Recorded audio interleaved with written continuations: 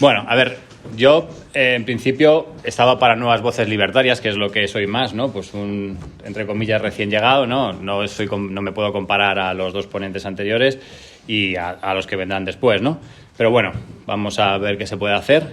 Y como han dicho cosas alabando a sus maestros, tanto Luiña como eso, pues mi maestro está allí, es Óscar Carreiro. Y si sale mal, pues también tiene su parte de responsabilidad. Así que, más que nada, por eso. Entonces, bueno, vamos a empezar. Me gustaría hacer unas pequeñas reflexiones antes de empezar con el tema, que es el problema de los bienes públicos, ¿no? Tal como lo planteó Samuelson. Y, pues bueno, decir que lo que me lleva a defender estas tesis, ¿no? Estas ideas de la anarquía de la propiedad privada, bueno, aparte de porque me convenció, pues porque es necesario ver el porqué de la riqueza, ¿no? O sea, como dice el profesor Bastos, pues al final la pobreza, está claro, no necesita ninguna explicación, ¿no? Tú te tumbas en la cama y ya está, eres pobre inmediatamente, ¿no? Si no haces nada, pues así es la vida. Entonces, bueno, pues la defensa es, al final, ver el porqué, ¿no? El porqué de esa riqueza, cómo se puede multiplicar y cómo se puede llevar hasta el rincón más pobre del planeta, ¿no? Con el objetivo ese, ¿no? Pues al final de acabar con la pobreza, ¿no? Porque a veces pues se hace en críticas un poquito, yo creo, exageradas, ¿no? O hacia los que defendemos este tipo de tesis, como si fuésemos una especie de Solomon Lane, que es el malo de Misión Imposible, no sé si habéis visto, la entrega 5 y 6 también. Y como si quisiéramos ver el mundo arder por el mero hecho de que, bueno, pues tenemos alguna especie de odio, resentimiento contra el Estado, que puede ser que también lo tengamos, pero no es el motivo principal. El motivo principal es porque el Estado bloquea los mecanismos necesarios para la creación de la riqueza y la paz, ¿no?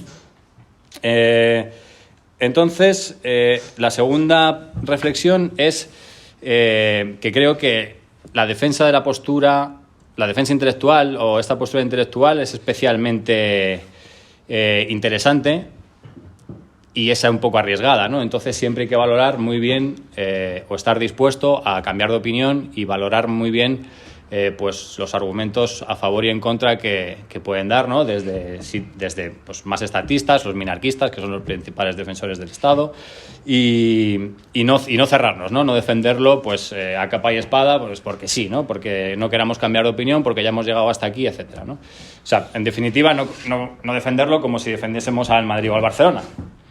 Con esto no los estoy comparando, el Madrid y Barcelona. El Madrid no se puede comparar, ¿vale?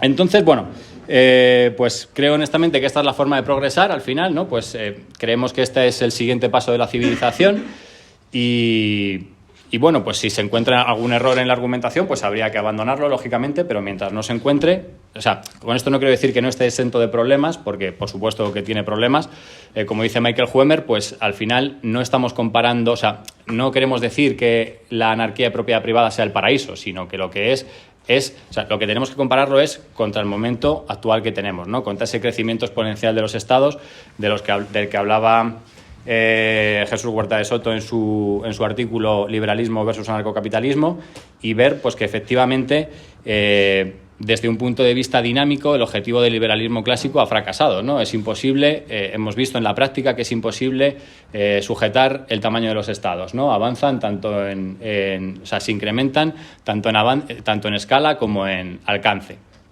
Entonces, pues nada, sin más, vamos a empezar con el tema de la charla, que es pues que gira en torno al problema de los bienes públicos, ¿vale?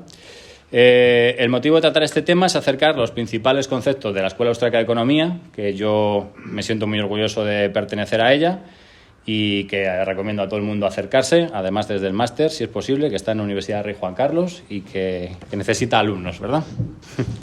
Entonces, pues bueno, lo que quería es hablar un poco del problema de los bienes públicos a través de la idea original que Gustave de Molinari plasmara en 1849 en su artículo sobre la producción de seguridad, ¿no? Es decir, que la producción de seguridad es un bien más, es un bien económico más y como tal debe ser provisto por el mercado, ¿no? Entonces, primero vamos a hacer una presentación del problema de los bienes públicos, tal como lo presentó Samuelson, y luego vamos a hacer una crítica utilizando el instrumental de la Escuela Austriaca de Economía.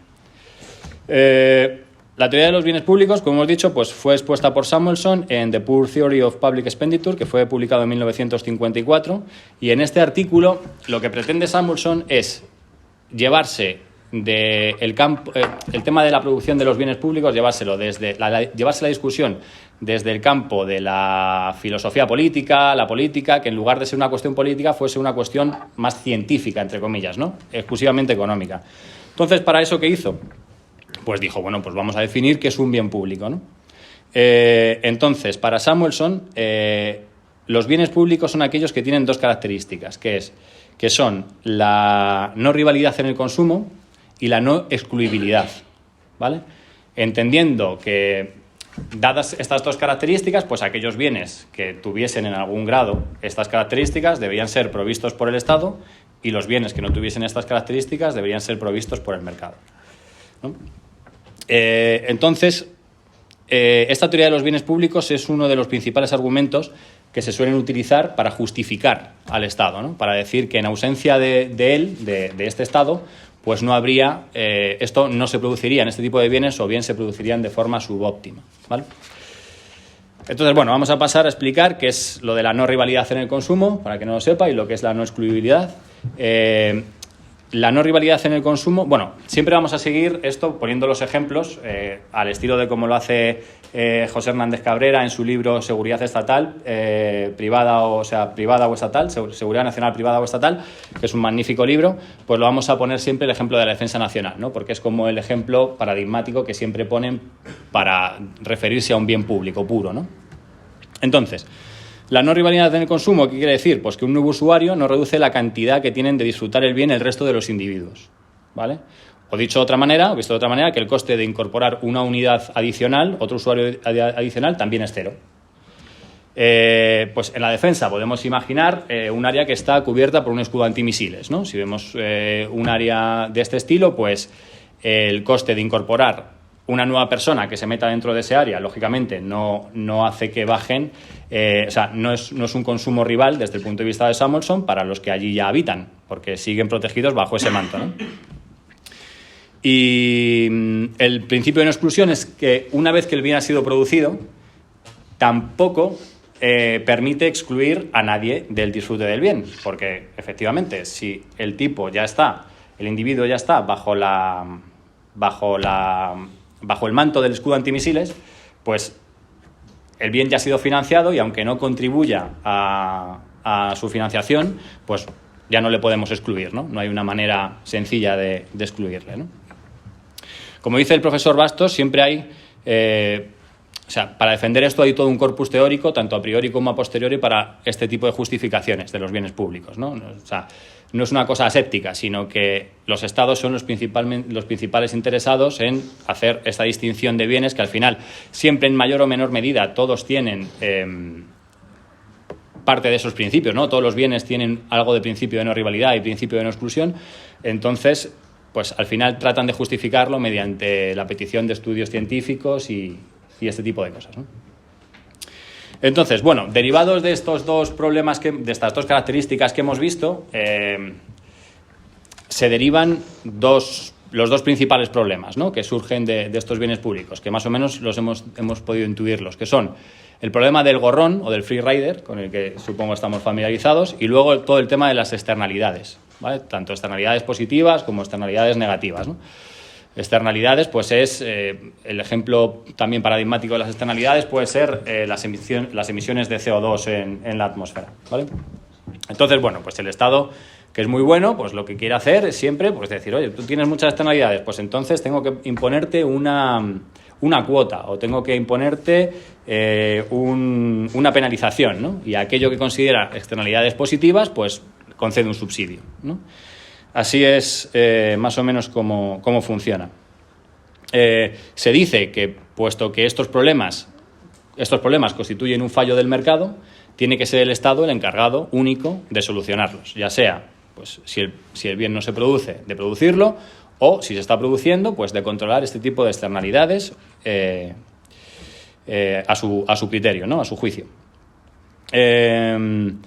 Son, por tanto, los bienes públicos, desde este punto de vista, los que disfrutan de una supuesta excepcionalidad a las leyes económicas, ¿no? Que desde el punto de vista de la escuela austríaca, desde luego, pues suponen principios que son absolutamente universales, que se aplican en todo momento, en tiempo y lugar. Entonces, que funcionase o que existiesen estos bienes públicos, pues no dejaría muy buen lugar a los principios económicos, ¿no? A la escuela austríaca. De hecho, vamos a ver lo que dice un economista, que es Jonathan Gruber, hablando justo de la defensa nacional, que dice que un ejemplo clásico de bien público puro, está diciendo, es la defensa nacional. La defensa nacional no es rival, porque si construyo mi casa al lado de la suya, mi acción de ninguna manera disminuye la protección de su defensa nacional. La defensa nacional no es excluible, porque una vez que un área está protegida por la defensa nacional, todos en el área están protegidos. No hay forma de que el gobierno pueda negarme efectivamente la protección, ya que mi casa está en un vecindario con muchas otras casas, ¿no? Es un poco el ejemplo de todo lo que hemos dicho antes en la teoría, ¿no? Que se evidencia prácticamente todo en esta frase. Y aquí hay otro economista, que a ver si sabemos quién es, seguro que algunos van a saber quién es. Dice que la diferencia principal entre un policía y un secuestrador, y entre un recaudador de impuestos y un ladrón, consiste en que el policía y el recaudador obedecen a la ley y la aplican, mientras que el secuestrador y el ladrón la violan. Suprimid la ley y la sociedad será destruida por la anarquía. El Estado es la única institución autorizada para aplicar la coacción y la compulsión y para causar daño a los individuos. Este tremendo poder no se puede abandonar a la discrecionalidad de algunos hombres, por más competentes e inteligentes que puedan creerse ellos mismos. Es necesario restringir su celo. Tal es la función de las leyes. ¿Y quién sabe quién dijo esto? ¿Quién? No, un tibio, pero no sé quién. ¿Quién? ¿Alguno por ahí? Mises dijo esto en Burocracia. Sí que es verdad que Burocracia la publicó en 1944 y posteriormente publicaría La acción humana, que también es parte, todo el corpus teórico en el que nos vamos a basar aquí. Él era un liberal clásico, pero yo creo que fue cambiando su postura. Pero bueno, para contestar a esto, pues también me gustaría referirme a unas palabras de Molinari, ¿no? Ya que estamos además aquí en el círculo de Molinari, que dice: repugna a la razón creer que una ley natural bien demostrada pueda admitir excepción alguna. Una ley natural es válida en todo momento y en todo lugar, o no es tal ley. No creo, por ejemplo, que la ley universal de la gravedad, que rige el mundo físico, se encuentre suspendida en ningún momento ni en ningún lugar del universo. Ahora bien, considero a las leyes económicas como leyes naturales y tengo tanta fe en el principio de la división, de la libertad del trabajo y del intercambio como la que puedo tener en la ley de la gravitación universal. Por consiguiente, pienso que si bien este principio puede sufrir perturbaciones, no admite en cambio ninguna excepción. Pero si esto es así, la producción de seguridad no debe ser apartada de la ley de la libre competencia, y si lo es, la sociedad entera sufre un daño. O bien esto es lógico y cierto, o los principios sobre los que se fundamenta la ciencia económica no son principios. Y yo estoy totalmente de acuerdo con él. De hecho, lo comentábamos un día también, Pierre Bailund tiene un artículo en el Mises en el que se criticaba justamente la acción humana por dogmática. Porque sus conclusiones eran dogmáticas y etcétera, ¿no? Me parece que el artículo se llama Malentendiendo a Mises otra vez. Y no sé si al que atacaba en ese momento era Tyler Cowen. Bueno, aprovecha luego y ataca a Brian Kaplan, porque aprovechando que el Pisuerga pasa por Valladolid, siempre le atiza a Brian Kaplan. Y comparaba al final la praxeología con las matemáticas. Y es que es directamente comparable, ¿no? Nadie dice que las conclusiones de las matemáticas son dogmáticas, porque 2 más 2 es 4. Entonces, si partiendo... Y no dice, no, qué dogmático, es 4, joder, no puede ser 5. No puede ser 5, porque es que es 4. Entonces, hacen ese mismo... O sea, los que critican a Mises de dogmático al final están cayendo en ese error, ¿no? En el error también, porque esto es otra cosa que dice Ricardo Moreno Castillo en un libro, que dice que pues el cambiar de opinión, como es de inteligentes, ¿no? Pues la gente siempre está ahí, ¿no? ¿Quiero cambiar de opinión? No. Bueno, sí, o sea, cambiar de opinión es propio de inteligentes, pero siempre y cuando no estés seguro de una cosa, ¿no? Porque si no, tenemos que estar cuestionando continuamente, ¿no? Lo que pasa, como decía el profesor Carrero en sus clases, ¿no? Pues dices, aquí hay un escalón, o está el vacío. Ay, joder, pues no, pues es complicado, ¿no? Entonces, Pues nada, al final se critica dogmatismo y la parte de la economía austriaca, ¿no? La praxeología, lo que hace es partir de un axioma verdadero, que es el axioma de la acción, y a partir de ahí, por deducción lógica, ir descubriendo, ¿no? las demás tesis, ¿no? Entonces, bueno, ya hemos presentado el problema de los bienes públicos, ¿no? Tal y como lo presenta Samuelson, hemos visto los ejemplos, el ejemplo de la defensa nacional, y ahora vamos a ir dando la réplica utilizando el instrumental analítico de la Escuela Austriaca de Economía, ¿no? En primer lugar, ellos hablan de bienes, ¿no? Los bienes públicos, pero desde el punto de vista de la Escuela Austriaca no hay bienes como tales en la sociedad. Quiero decir, la Escuela Austriaca utiliza el subjetivismo metodológico. ¿Qué quiere decir eso? Pues que un bien es un bien siempre y cuando un sujeto, un individuo, lo perciba como un bien, ¿vale? Porque, por ejemplo, para seguir también con el ejemplo de la defensa nacional, pues para Robert Lefebvre, el hecho de que exista, que es un pacifista radical, el hecho de que exista la defensa nacional, tanto para defenderse como para atacar, pero que eso pueda inmiscuir algún tipo de violencia, pues es un mal. Entonces no podemos estar refiriéndonos desde su punto de vista como un bien. Pero es que además cobra importancia el argumento del individualismo metodológico en oposición al colectivismo metodológico, que parece que va implícito en la definición de bienes públicos, ¿no? Si es un bien, pero ¿para quién es un bien? Ya hemos visto que para algunos lo que es un bien para unos puede ser un mal para otros, ¿no? Entonces, aunque el 90% de la sociedad estuviese de acuerdo, por ejemplo, en que la defensa nacional constituye un bien, eso, a mi modo de ver, lo que estaría haciendo es aplastar los derechos, si se obligase a financiarlo, es aplastar los derechos del 10% de los ciudadanos, ¿no? Y es que, bueno, como decía Franz Jodorov, que tengo aquí la cita, la sociedad es un concepto colectivo y nada más. Es una convención para designar a un número de personas. La sociedad no es una persona extra. Si el censo suma 7.000 u 8.000 millones, esa es toda la cantidad de personas que hay, no más, dado que no puede haber ningún aumento de la sociedad salvo por la procreación. Entonces, dado que la gente valora subjetivamente los bienes y dado que no hay un consenso o un criterio objetivo para valorarlos, pues se estarían pisoteando los derechos de unos en favor de los de otros. Ahora, si nos quedamos con aquellos que valoran la seguridad como un bien, pues tendremos distintos grados, según la Escuela Austriaca, de valoraciones de la misma, de la seguridad, ¿no? Pues tendremos una escala valorativa de utilidad que es privativa de cada individuo, ¿vale? Esto nos lleva directamente también a la teoría subjetiva del valor, ¿no? Pues cada individuo, según su escala valorativa, valora la seguridad de una forma o de otra.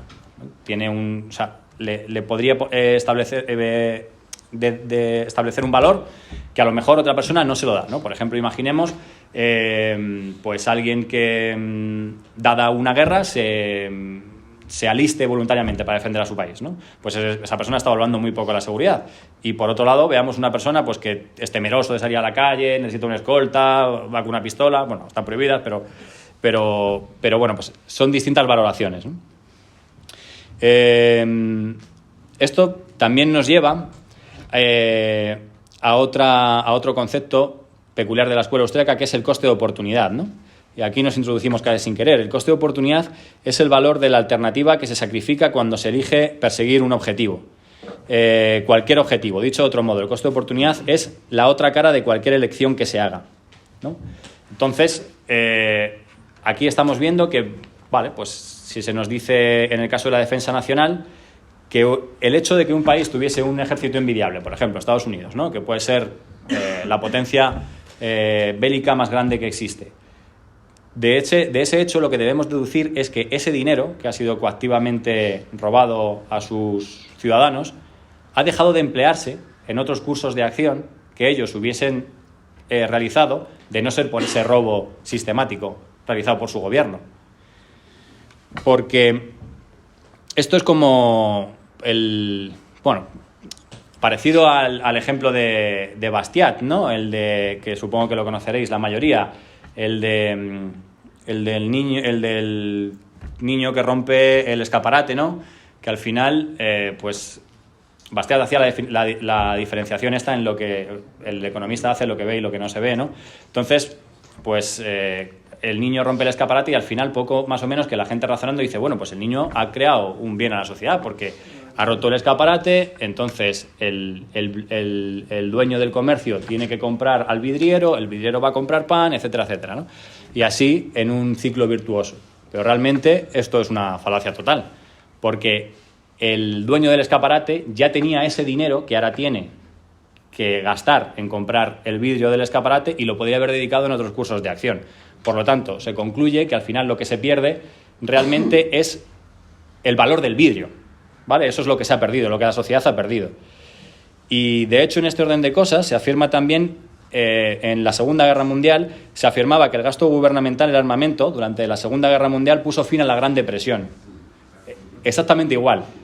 Pero en ausencia de la guerra, el dinero se habría gastado en otras cosas. De hecho, la guerra lo que hizo fue reducir increíblemente el nivel de vida de los civiles, ¿no?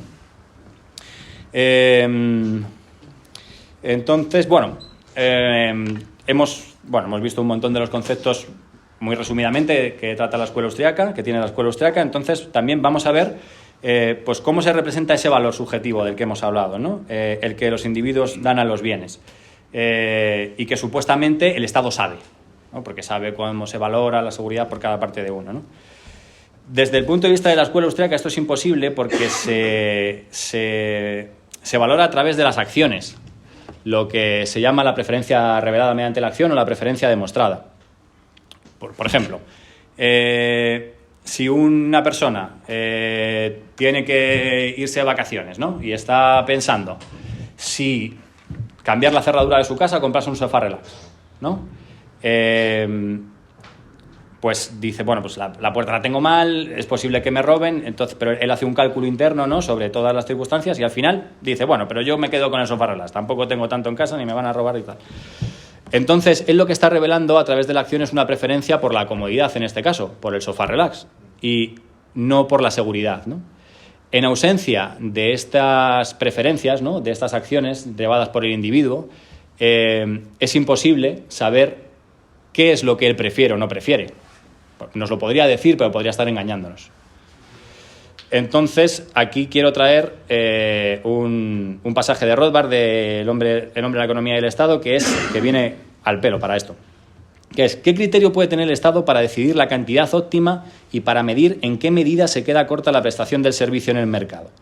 Incluso si los oportunistas se benefician del servicio colectivo X, en resumen, gravarlos para que paguen por producir más los privará de cantidades no especificadas de bienes privados Y y Z. Sabemos por sus acciones que estos consumidores privados desean seguir comprando bienes privados Y y Z en varias cantidades. Pero, ¿dónde está su análoga preferencia demostrada por los diversos bienes colectivos? Sabemos que un impuesto privará a los oportunistas de varias cantidades de sus preciados bienes privados, pero no tenemos idea de cuánto beneficio obtendrán de la mayor provisión del bien colectivo. Y por eso no tenemos ninguna garantía para creer que los beneficios serán mayores que los costos impuestos. Por no hablar, esto solo hablando de la gente que ya valora el bien de la seguridad, que lo valora en cierto grado. Los que no lo valoran en absoluto, directamente lo que lo valoran es cero. Eso sí se puede saber, su valoración es cero.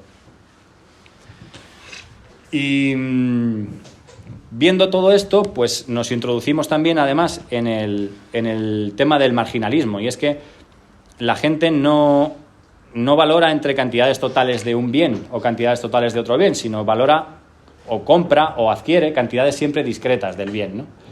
Entonces, la seguridad tal como la plantea el Estado, la seguridad nacional este es el bien, seguridad nacional, toma, esto es todo lo que necesitas. Sin embargo, un individuo nunca decide así. Siempre decide, o sea, no decides entre todo el oro o el agua, porque si no, evidentemente, el agua sería más valorada que el oro porque es necesaria para la vida, sino que siempre se hace en cantidades discretas del bien, ¿no? En este tipo de cantidades. Entonces, en un mercado en ausencia del Estado, pues la gente podría decidir también igualmente pues en cambiar la cerradura en su casa, su puerta. En lugar de comprarse un sofá relax, podría comprar una pistola en lugar de comprar un anillo para la novia o lo que fuese, ¿no? Pero siempre en este tipo de cantidades. Nunca estaríamos hablando del total. Aparte, el hecho de que el Estado suministre el mal llamado bien público, como estamos viendo, porque estamos viendo toda la crítica que la escuela austríaca le puede dedicar, pues esto afecta directamente al cálculo económico. Como sabemos, la función de los precios es asignar los bienes económicos a aquellos que disponen de mayor capacidad de intercambio y servir de señal a los empresarios. Pues en ese sentido, pues si los precios suben, los empresarios saben que es necesario desplazarse hacia ese área, ¿no? Porque hay escasez del bien, entonces vuelven a equilibrarse, ¿no?, los precios. Pero si el Estado es el que suministra el bien, esa interferencia hace que se bloquee por completo ese cálculo económico, ¿no? Y que, por supuesto, la estructura productiva quede pues totalmente, ¿cómo decir? Pues que la estructura productiva no sea productiva en ese sentido, ¿no? Que quede distorsionada completamente, no me salía la palabra. Porque es que entonces, pues lo que hemos dicho, ¿cómo saber que el Estado puede dar una cantidad óptima, ¿no?, en ausencia de este cálculo económico? ¿Cómo saber que no se están desaprovechando los recursos? ¿Cuál sería el criterio objetivo que el Estado tendría para saber qué defensa nacional está dispuesta a dar cada ciudadano? ¿Qué es lo que exactamente necesita, ¿no? En mi opinión, desde luego, en la opinión de la escuela austriaca, es imposible. Y en la opinión de Raldan Holcomb, incluso ha señalado que incluso si asumimos que todos los que trabajan en el gobierno son personas honestas y hacen todo lo posible para promover el interés público, aún no pueden hacerlo, porque sin precios de mercado la planificación racional no es posible. O sea, es un criterio totalmente arbitrario que están eligiendo para quitarnos el dinero, ¿no? Pero además, en la práctica también se puede ver, porque no hace falta ir solo a la teoría, porque vemos que o bien la gente valora más de la seguridad de lo que el gobierno le ofrece, los estados le ofrecen, porque de otro modo no habría empresas de seguridad privada. Y según datos de noviembre de 2022 hay 1.387 empresas de seguridad privada, de mantenimiento y de instalación, que se refieren a cámaras, todo tipo de elementos de seguridad, 383 dedicadas a la vigilancia, 130 a la gestión de alarmas y 84 a la protección de personas y 6 al transporte de fondos. Esto, si la gente subjetivamente estuviese valorando la seguridad, ahora estamos hablando dentro de la nación como una seguridad perfecta, no serían necesarias. Si la cantidad fuese óptima realmente, el empresario que estuviese metiéndose en ese mercado sería idiota. Porque si la cantidad ya es óptima, ¿qué vas tú? O sea, y además tienes una competencia desleal por parte del Estado porque lo estás suministrando a un coste cero, entre comillas, o sea, que previamente quita a sus ciudadanos, pues entonces no tendría mucho sentido. Sin embargo, estas empresas funcionan y funcionan muy bien. Nosotros trabajamos para alguna de ellas y ganan un buen dinero. Y no solo eso, no creamos que simplemente son los guardias jurados con barriga y con la porra. No. Tienen a su gente con fusiles de asalto y con todo tipo de... se entrenan con drones, o sea, tienen un montón de infraestructura, ¿no? Pero aparte, si el cálculo económico fuese posible, entonces empresas como, por ejemplo, Lockheed Martin funcionarían perfectamente. Sin embargo, Lockheed Martin tuvo serios problemas financieros, a pesar de que el gobierno es su principal, o sea, de tener los contratos que tiene con el gobierno. Pero intentó meterse en el mercado de la aviación civil y no pudo, no le fue posible. Adquirió la empresa McDonnell Douglas, que tenía una larga experiencia en la fabricación de aviones comerciales. Sin embargo, todos los aviones comerciales que fabricó Lockheed Martin no tuvieron éxito. El Lockheed Martin LF-1011 TriStar fue introducido en 1972, fue un absoluto fracaso comercial. Y en 2006 Lockheed Martin tuvo que vender su división de aviones porque había sido imposible entrar en el mercado. Eso contra Boeing y Airbus. ¿Eso qué hace ver? Que lógicamente, vale, pueden haber creado el F-15, los F-16, el F-22, pero lo hacen a costa de dilapidar los recursos escasos de la sociedad. Porque intentando competir con Boeing y Airbus, que ellos sí que están, bueno, de alguna manera, si no están en condiciones ideales, digamos, ¿no? Si ninguna estuviese subvencionada ni nada por el estilo, pues no pudo entrar a competir con ellos. Fue expulsada automáticamente del mercado. Eso significa, hablando en claro, pues que están dilapidando nuestra pasta. Entonces, además, un bien público solo puede ser un bien público bajo el paradigma neoclásico del equilibrio, ¿no? Y haciendo una foto estática en ese momento, porque mediante la concepción dinámica del mercado de la Escuela Austríaca de Economía no tiene ninguna justificación. Lo primero, la mayor parte de los bienes públicos que han habido o que hay se han suministrado en algún momento del tiempo de forma privada por el mercado. Pero incluso aceptando que no se hubiesen provisto nunca, que fuese un bien nuevo, que se declarase bien público, solo es posible que sea un bien público en un momento estático del tiempo, porque la función, si no se bloquea, si no se declara bien público, porque la función empresarial y la tecnología harían avanzar para que al final ese bien público fuese privatizado, ¿no? Por ejemplo, vamos a poner un ejemplo que se ve en el libro de Anderson y Leal de Ecología de Mercado y que utiliza mucho el profesor Huerta de Soto. En el Far West norteamericano se planteó el problema de la definición y defensa del derecho de propiedad de las reses de ganado. Las reses pues, eran de diferentes propietarios y pastaban en amplísimas extensiones de terreno, ¿no? Entonces era complicado a menudo saber qué ganado pertenecía a qué propietario. Eso era todo un desafío en aquel momento. Sin embargo, fueron introduciéndose paulatinamente, dinámicamente en el tiempo, diversas innovaciones empresariales que iban sustituyendo o complementando a las anteriores, como el marcaje de las reses, la vigilancia continua por cowboys y finalmente la introducción del alambre de espino. Todas estas innovaciones solucionaban problemas conforme se iban planteando. En definitiva, los derechos de propiedad no son estáticos. Mientras los beneficios derivados del establecimiento de reclamaciones de propiedad sean bajos, esto es importante en relación con los costes, serán escasos los incentivos que mueven a los individuos a definir y aplicar sus derechos de propiedad, ¿no? Pero si son altos, entonces tendrán un incentivo claro a superarlos, ¿no? A crear las innovaciones tecnológicas necesarias para convertir ese bien público en un bien privado, ¿no? Pero obviamente si en este ejemplo del Far West pues, se hubiesen declarado un bien público, directamente no hubiese habido ninguna de las innovaciones sucesivas que sí que hubo a costa de iniciativa privada para lucrarse del beneficio que ese bien privado daba. Porque, repito, no puede ser un bien público de por vida. Vamos, es imposible. Entonces, bueno, citando un poco también a Christopher Coyne, dice que si además, en el sentido este de la defensa que estábamos comentando, si la defensa es un bien público a nivel nacional, una visión un poco más global nos diría que puede ser, a su vez, un mal público para un mal, en lugar de un bien, un mal público para las naciones que estén alrededor.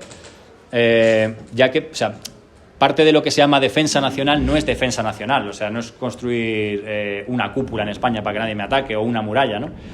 La defensa implica la guerra. O sea, la defensa no es solo... O sea, la defensa también es la capacidad de dañar.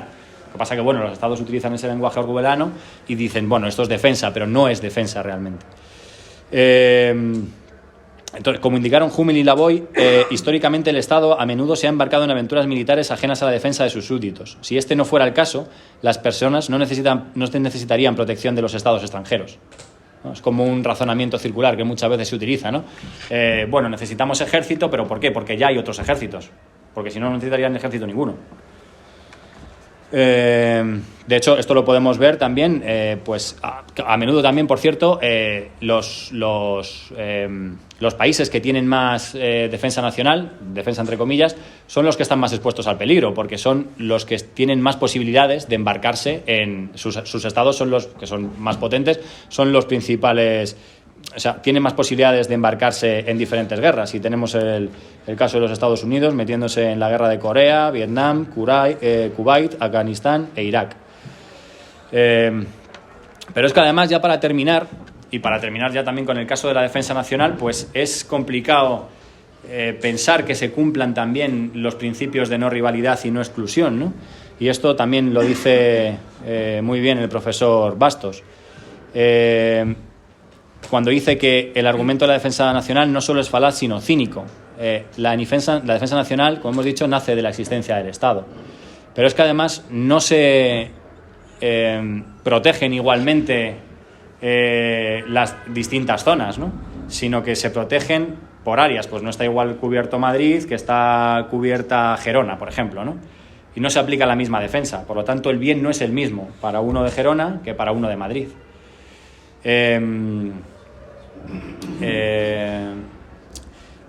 Realmente se dice, esto lo dice Randall Holcomb también, que lo que protege la defensa nacional sobre todo es al gobierno.